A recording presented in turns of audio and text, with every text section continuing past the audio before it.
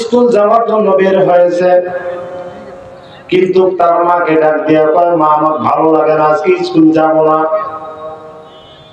বলিয়া মেয়েটা শুয়া পড়ছে। মা বাইরে চলে গেছে তার বাবাকে ডাকার জন্য। আইসা দেখে তার মেয়ে দুনিয়াতে নাই। মেয়ে দুনিয়াতে নাই, ভালো সুস্থ একটা মেয়ে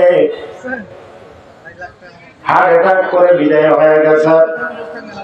আমাদের মনের মধ্যে অনেকের কল্পনায় জল্পনা যে আমার সময় হয় নাই, ওই না সময় হোক ইবাদত করবো। যাই হোক, ওই আলোচনা আসতেছি, কথার পরিপ্রেক্ষিতে কথা বের হয় ভাইজান। আল্লাহ পাক বলছেন, নিজা জুলজিলাতে আরদু জিলজালাহা, পৃথিবীটা কঠোরভাবে কেঁপে উঠবে, দুনিয়াটা ধ্বংস হয়ে যাবে। ইসরাফিল সিংহার মধ্যে ফুৎকার দিবে, দুনিয়া ধ্বংস হয়ে যাবে।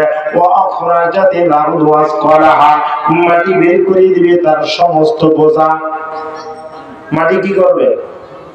তার সব বোঝা বের করে দিবে।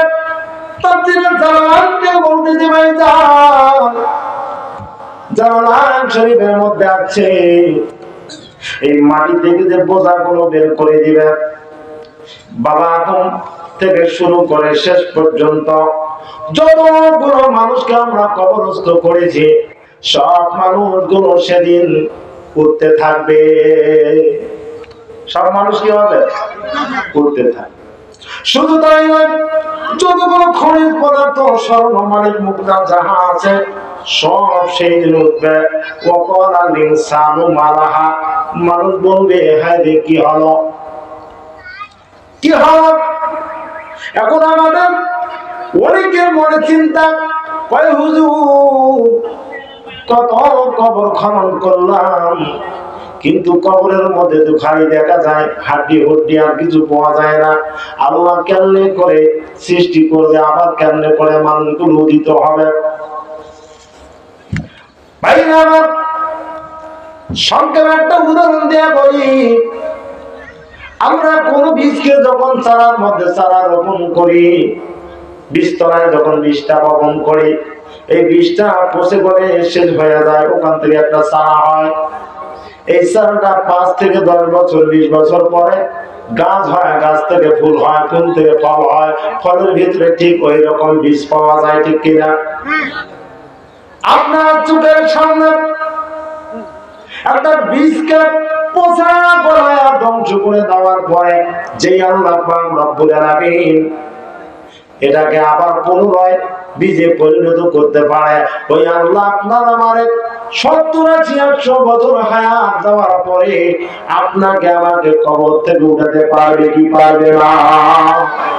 আল্লাহ পাক বলেন, মিনহা খালাকনাকুম ওয়া ফিহা নুঈদুকুম ওয়া মিনহা নুখরিজুকুম তারাতান উখরা। মাটি থেকে তোমারে সৃষ্টি করেছি, মাটির মধ্যেই দাফন করলাম, আবার মাটি থেকে উত্তোলন করা হবে। যদি কেউ এটাকে অস্বীকার করে, ঈমান থাকবে? ঈমান থাকবে না, কারণ কোরআনের মধ্যে কোনো সন্দেহের অবকাশ নাই। জালিকাল কিতাবু লা রাইবা ফীহি হুদাল লিল মুত্তাকিন।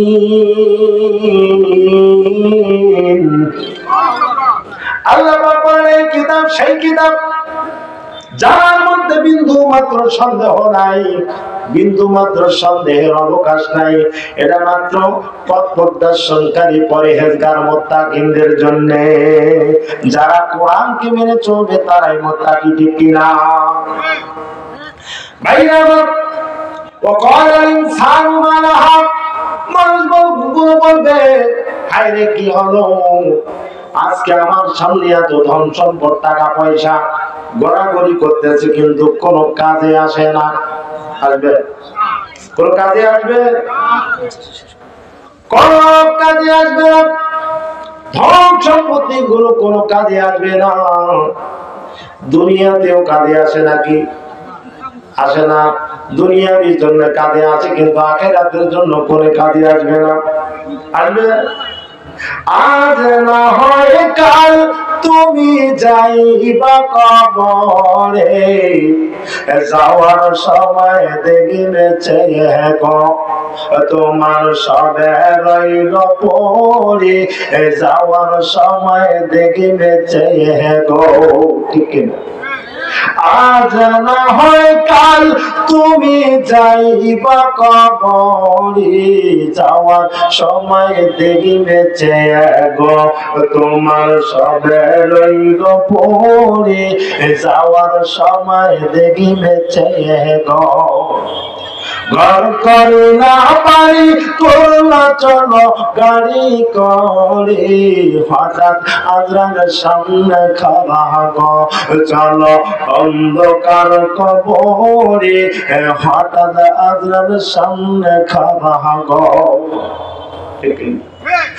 আজ না হয় কাল তুমি যাইবা কবরে, যাওয়ার সময় দেখিবে চেয়ে গো তোমার সবে রইল পড়ে, যাওয়ার সময় দেখিবে চেয়ে গো।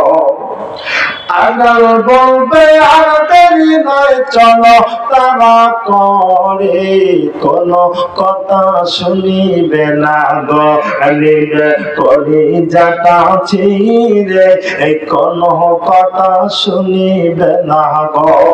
শুনবে নাকি? শুনবে? কোন কথা শুনবে না। ছেলে বলবে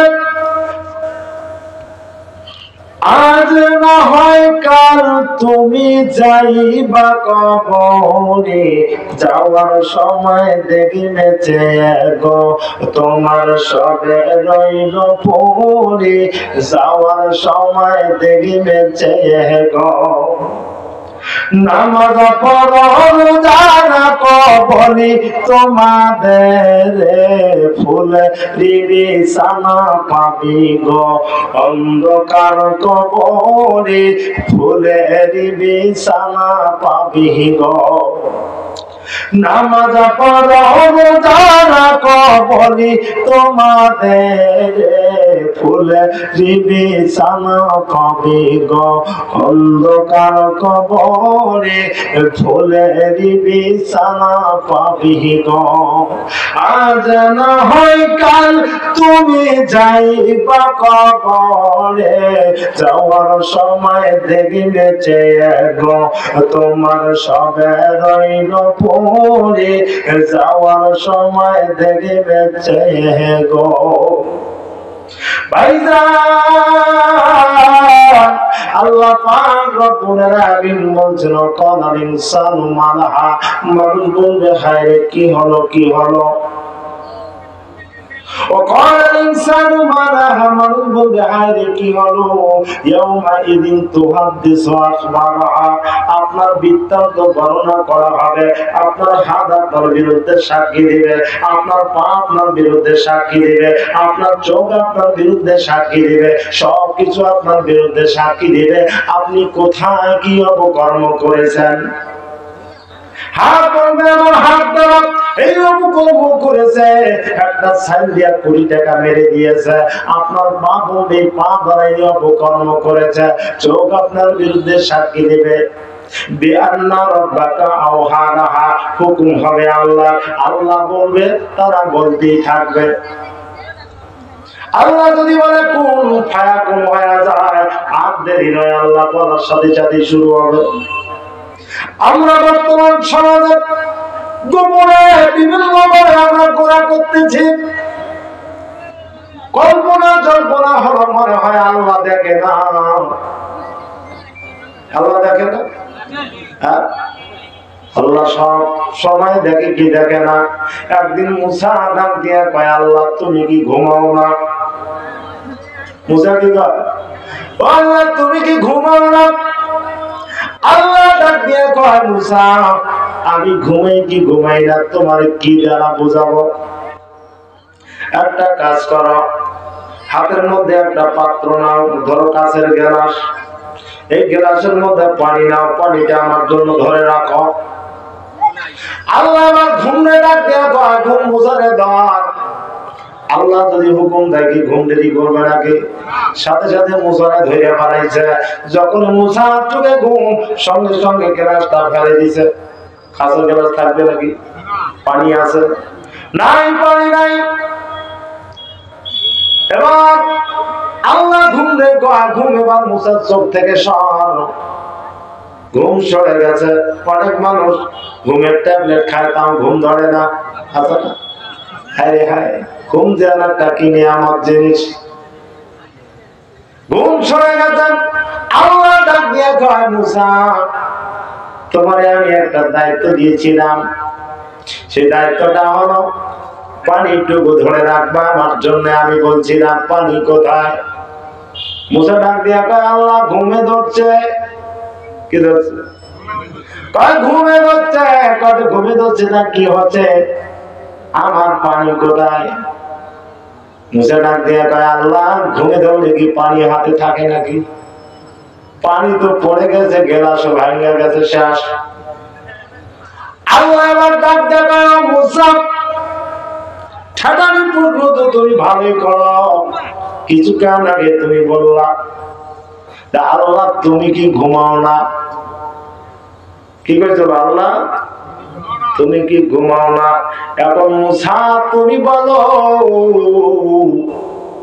একটা মাত্র পাত্রের মধ্যে, গ্লাসের মধ্যে পানি ধরে রাখবা।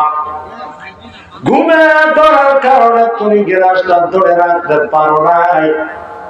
তোমার গ্লাস পড়ে গেছে, শেষ হয়ে গেছে, পানি নাই, দিতে পারলা না।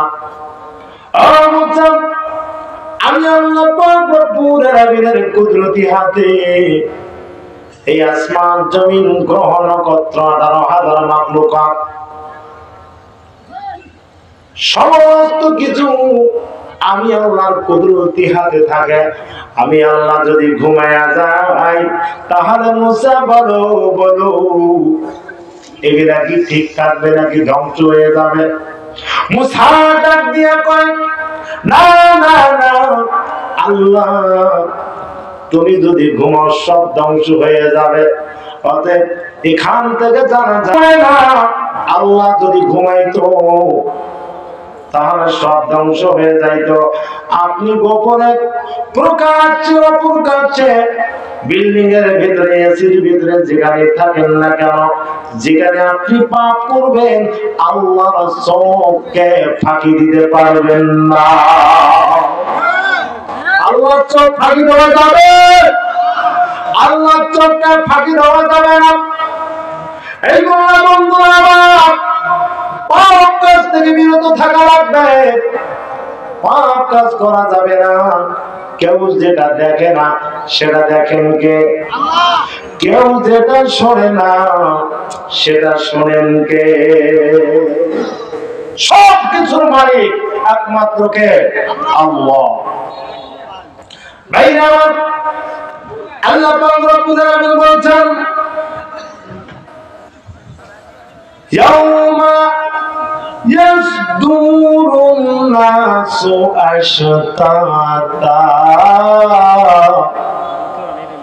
সেই দিন মানুষগুলো ভিন্ন ভিন্ন দলে বিভক্ত হবে।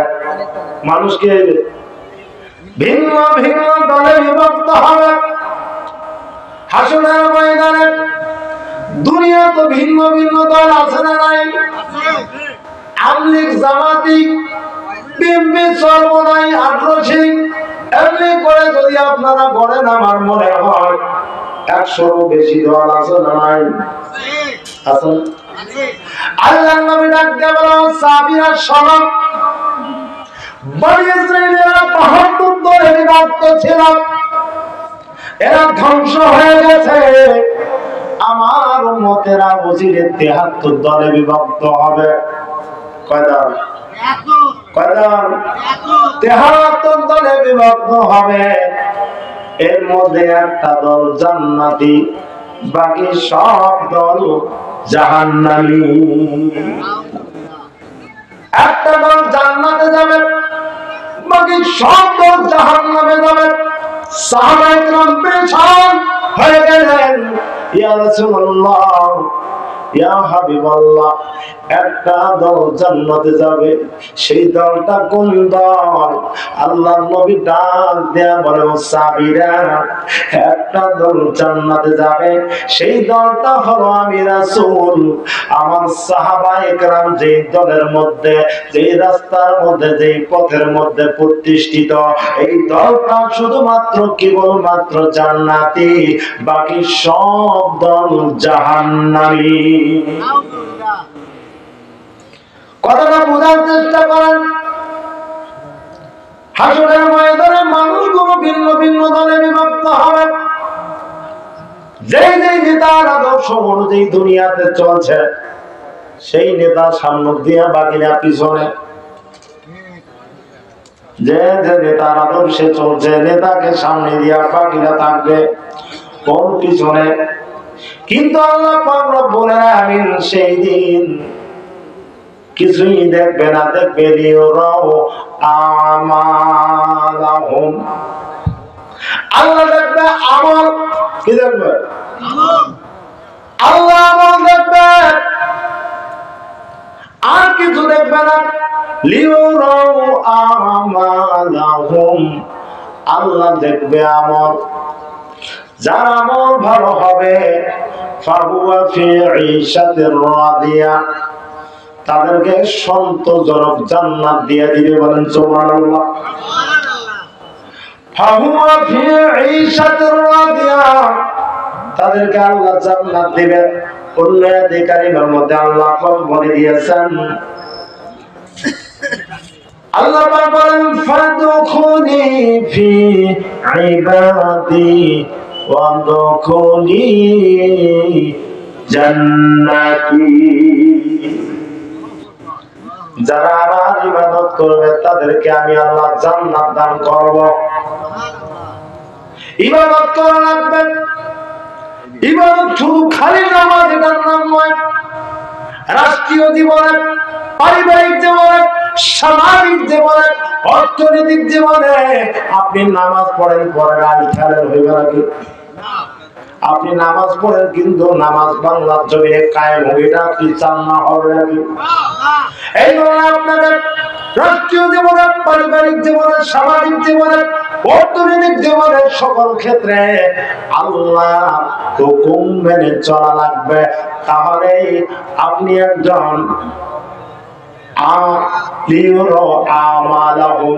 একজন ভালো লোক হবেন। আল্লাহ দেখবে আমল।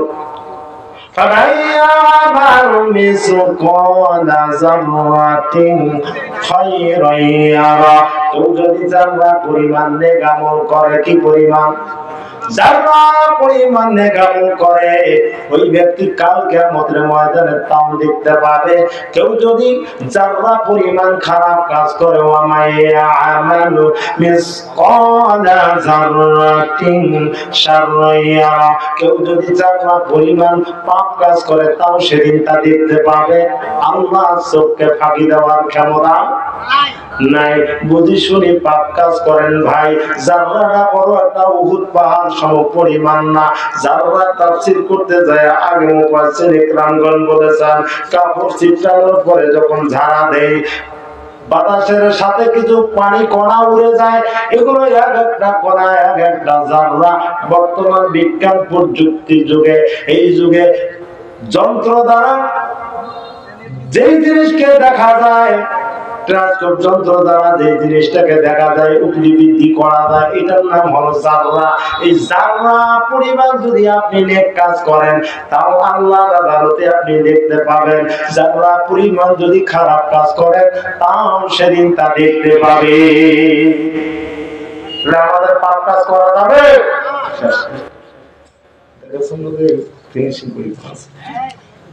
তাহলে আমাদের পাপ কাজ করা যাবে না। আমরা পাপ কাজ থেকে বেঁচে থাকবো ইনশাআল্লাহ। রাজি আছি তো? বাবা মার খেদমত করবো, এবং আমার জীবনের ভোটাভুটি থেকে শুরু করে সবকিছু আল্লাহর জন্য করবো। রাজি আছি তো?